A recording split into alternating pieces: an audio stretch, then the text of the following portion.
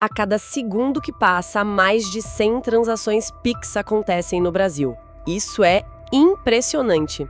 Significa que só nesse tempinho que a gente levou para começar a conversar, milhões e milhões de reais já trocaram de mãos. É um volume gigantesco. E isso nos leva direto ao nosso tema de hoje. Como é que uma tecnologia que foi criada, sei lá, em 2020, conseguiu virar de cabeça para baixo um sistema financeiro que era dominado por bancos de séculos? Ferramenta que virou, parte do nosso dia a dia. Então, o ponto central é que o Pix não é só um aplicativo. Não é só um jeito de pagar. É uma infraestrutura pública fundamental. É quase como uma estrada ou uma rede elétrica, sabe? Só que para o dinheiro. Entender a origem disso, os conflitos que gerou e como funciona, é, na verdade, entender uma das maiores transformações sociais do Brasil na última década. E essa ideia de infraestrutura pública é a chave de tudo, né? Porque a pergunta muda. Não é mais qual aplicativo eu uso, mas sim como eu acesso essa rede que é de todo mundo. É por isso que a tal guerra secreta foi tão intensa. Nosso objetivo é explorar essa guerra, desvendar a tecnologia por trás da velocidade e separar o que é mito do que é verdade no impacto real na vida das pessoas. Ok, vamos começar pelo começo. Para quem não lembra como era a vida antes, qual era a grande diferença entre o Pix e os sistemas antigos, tipo TED e DOC? Eu lembro que era caro e lento. Exatamente. Antes do Pix, transferir dinheiro era um processo, cheio de intermediários, e cada etapa custava dinheiro e levava tempo. O resultado era isso que você falou, taxas de, 8 a 15 reais por transferência e a espera, horas ou até dias. Sim, se você fizesse a transferência fora do horário comercial, já era. Fim de semana, esquece. Exato. Era uma loucura. Se você precisasse pagar alguém com urgência, numa sexta à noite, a pessoa só veria o dinheiro na segunda-feira. Pois é. Precisamente. E é aí que entra a grande mudança. O Pix é um sistema de pagamentos instantâneos, o SPI, e ele é operado direto pelo Banco Central. A palavra-chave aqui é pública.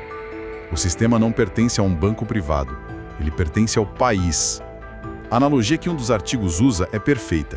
É como se o governo tivesse construído uma rodovia financeira de altíssima velocidade, gratuita, e todos os bancos, sem exceção, são obrigados a dar uma rampa de acesso para os seus clientes usarem. Ah, entendi. E por ser essa rodovia pública, não tem pedágio para o cidadão comum. É por isso que é de graça para gente, pessoa física. Essa característica eliminou a necessidade daqueles intermediários todos. E, claro, das taxas que eles cobravam. O dinheiro agora vai direto. Direto. Em menos de 10 segundos. O que nos leva à parte mais tensa dessa história. A implementação não foi um mar de rosas, não. Houve uma verdadeira guerra nos bastidores, uma resistência enorme dos grandes bancos lá em 2020. Uma guerra é um bom termo. Uma oposição, feroz. Primeiro, a Febraban, a Federação dos Bancos, pressionou o Banco Central de todas as formas para adiar o lançamento. O argumento oficial era a segurança do sistema. Que é o argumento clássico, né? Quando não se quer que algo mude, quando se quer frear uma inovação, você fala em riscos de segurança. Exato. É um jeito de colocar medo sem precisar admitir a motivação real. E a motivação aqui era gigantesca. Mas não parou na pressão política. Durante a fase de testes, alguns bancos teriam implementado sistemas propositalmente lentos. A ideia era criar a percepção de que a tecnologia não era viável, que não ia aguentar o tranco. Basicamente uma sabotagem técnica, para tentar melar o projeto antes mesmo de nascer. Foi uma tentativa. E, ao mesmo tempo, os grandes corriam para lançar seus próprios sistemas de pagamento, tentando criar uma alternativa privada para competir com o Pix e manter o controle do mercado. E das taxas, claro. 34 bilhões de reais por ano. Era isso que os bancos ganhavam só com tarifa de TED, DOC e emissão de boleto. É um valor absurdo, dá para entender o pânico. Era uma mina de ouro que ia secar da noite para o dia. E o mais irônico é que, depois de lutar com unhas e dentes contra o Pix, hoje os bancos vendem como se fosse uma criação deles. Foi uma lição brutal de adapte-se ou morra. Eles foram forçados a abandonar essa receita fácil e a correr para encontrar novas formas de ganhar dinheiro. A narrativa mudou 180 graus quando viram que não tinha como vencer. Essa resistência toda faz sentido quando a gente entende a mágica que os bancos estavam tentando parar. Afinal, o que de fato acontece naqueles 10 segundos depois que a gente aperta o confirmar? Como essa transferência é possível? Bom, não é mágica. É uma engenharia muito elegante e direta. Quando você insere a chave Pix ou lê um QR Code, seu banco envia uma consulta para um sistema do Banco Central chamado DICT.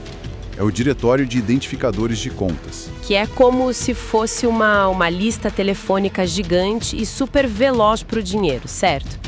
Ele só diz, essa chave pertence a essa conta nesse banco. Em mãos, o seu banco faz as validações de segurança. Verifica seu saldo, seus limites e roda uns protocolos para checar se a transação não é suspeita. Se tiver tudo ok, ele dá a ordem e o dinheiro viaja pela tal rodovia que a gente mencionou, o Pix. A transferência é liquidada na hora na conta de destino. Sem parar em nenhum lugar no meio do caminho, como era antes. Nenhum. E é por isso que é tão rápido. O passo final é só notificação para os dois bancos e para os usuários confirmando que a operação foi concluída. O processo todo leva menos de 10 segundos. Então, no fim das contas, a grande sacada do Pix foi simplesmente passar a tesoura em todo mundo que estava no meio. Antes, o dinheiro fazia um tour, né? Saía do seu banco, ia para uma câmara de compensação, ficava processando. Agora, o dinheiro vai direto do ponto A para o B, sem pedágio. Isso. E quais foram as consequências práticas disso tudo? Como essa revolução na infraestrutura impactou a economia do dia a dia? Os impactos foram gigantescos. Talvez o grupo mais beneficiado tenha sido dos pequenos negócios. Pensa no vendedor de água de coco na praia, no feirante, no prestador de serviços. Antes, a vida deles era depender de dinheiro vivo, que é perigoso por causa de assalto, ou da maquininha de cartão. Que come uma fatia considerável do lucro, né? Entre 3% e 5% de taxa, mais o aluguel do aparelho. Para quem tem margem pequena, isso é uma fortuna. Uma fortuna. Com o Pix, a transação é instantânea e, para eles, gratuita ou com um custo muito, muito baixo. O dinheiro cai na conta na hora, o que melhora o fluxo de caixa, e o lucro fica quase todo com eles. Foi uma democratização que nivelou o jogo para o pequeno empreendedor. E tem também economia direta para todo mundo. Esse é um dado que me deixou de queixo caído. Só em 2023, os brasileiros economizaram quase 2,9 bilhões de reais. Quase 3 bilhões. É um dinheiro que simplesmente deixou de ir para os bancos em forma de tarifas e ficou no bolso das pessoas, das empresas. O impacto macroeconômico disso é enorme. E tem outro ponto fundamental: a inclusão financeira. A facilidade do Pix, junto com a explosão dos bancos digitais, trouxe milhões de pessoas para o sistema bancário. Gente que nunca teve conta agora consegue receber e pagar digitalmente sem nunca precisar pisar numa agência. Os dados sobre mudança de comportamento também são impressionantes. Os saques em caixas eletrônicos caíram 40% desde 2020. As pessoas estão simplesmente usando menos dinheiro de papel. E o Pix já representa quase 40% de todos os pagamentos feitos no Brasil. É uma adesão absurda em tempo recorde. É verdade. Ok, o sistema é rápido, eficiente, mas isso me leva a uma preocupação que eu vejo em todo lugar: segurança. Todo dia aparece um golpe do Pix novo. O sistema em si é vulnerável ou o problema está em outro lugar? Ótima pergunta. E a distinção é crucial. A infraestrutura do Banco Central, a rodovia, ela é extremamente segura. Usa criptografia de ponta, as mesmas tecnologias dos sistemas bancários mais avançados do mundo. Os golpes não exploram falhas na infraestrutura. Eles exploram a engenharia social. Ou seja, exploram a fragilidade humana, não a do sistema. Exato. É o QR Code falso que alguém cola em cima do verdadeiro, o link suspeito que chega por mensagem, o golpista se passando por um parente. A proteção, nesse caso, depende muito mais da atenção do usuário em conferir os dados antes de confirmar, sabe? Do que de uma falha da tecnologia em si.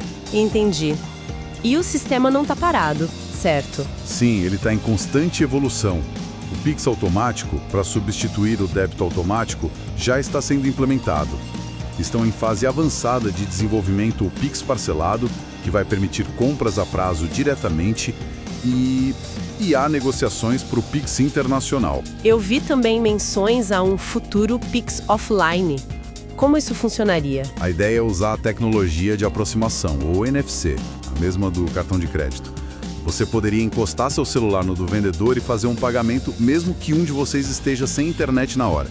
A transação ficaria, tipo, armazenada e seria efetivada assim que o aparelho se conectasse à rede. Seria o fim da desculpa do "o sinal tá ruim". Nossa, incrível! Acho que é um bom momento para a gente abordar alguns mitos que sempre aparecem. Tem aquela história de que com o Pix o governo está vigiando todas as nossas transações. Essa é clássica. A verdade é que o Banco Central, como órgão regulador, sempre teve acesso aos dados consolidados para fins de regulação e principalmente para combater crimes como lavagem de dinheiro. Isso já acontecia com o TED, com o DOC. Então não é que tem um fiscal lendo nosso extrato para ver se compramos pão na padaria. É mais um sistema automatizado que procura por padrões muito suspeitos, certo? Exatamente. São algoritmos que buscam por irregularidades, por movimentações de valores altíssimos sem sentido. Não é bisbilhotar a vida financeira de cada um. A privacidade dos dados bancários continua protegida por lei. Outro medo recorrente. O Pix vai ser taxado para pessoa física? Toda hora surge um boato sobre isso. Até hoje, não há nenhum plano oficial do Banco Central para isso. A promessa é que continue gratuito. A confusão muitas vezes surge porque as empresas pagam sim taxas pelo uso do Pix. Mas são valores muito menores que os de outros meios e essa regra para empresas existe desde o começo. E por fim, o mito de que os bancos vão falir por causa do Pix. A gente já viu que eles perderam uma receita bilionária, mas eles parecem ir muito bem, obrigado. Comprovadamente um mito. Os grandes bancos continuam registrando lucros recordes. O que aconteceu foi uma mudança forçada no modelo de negócio. Perderam a receita fácil das tarifas, mas se tornaram muito mais eficientes em outras áreas. Análise de dados, crédito, investimentos. Na verdade, eles até economizam, pois operar a infraestrutura do Pix é muito mais barato para eles do que manter os sistemas antigos. Fazendo uma reflexão final, então, uma das maiores vitórias do cidadão comum e do pequeno empreendedor sobre a inércia do sistema financeiro tradicional. Foi um exemplo raro de uma iniciativa pública que usou a tecnologia para, de fato, democratizar o acesso e dar a todos ferramentas que antes eram só das grandes corporações. O que hoje parece banal, né? Fazer uma transferência às 11 da noite de um domingo e o dinheiro cair na hora, isso era pura ficção científica menos de uma década atrás. Talvez a gente não se dê conta, mas usamos todos os dias uma das tecnologias financeiras mais avançadas e inclusivas do mundo. Isso nos deixa com um pensamento para reflexão. O Pix demonstrou de forma cabal como uma infraestrutura pública eficiente e focada no cidadão pode revolucionar um setor inteiro, eliminando intermediários, reduzindo custos e gerando benefícios para a sociedade. Isso levanta uma questão importante. Em que outras áreas, como saúde, educação ou serviços públicos, um modelo semelhante que conecta diretamente o provedor ao cidadão usando tecnologia pública poderia gerar uma transformação tão profunda e benéfica para todos?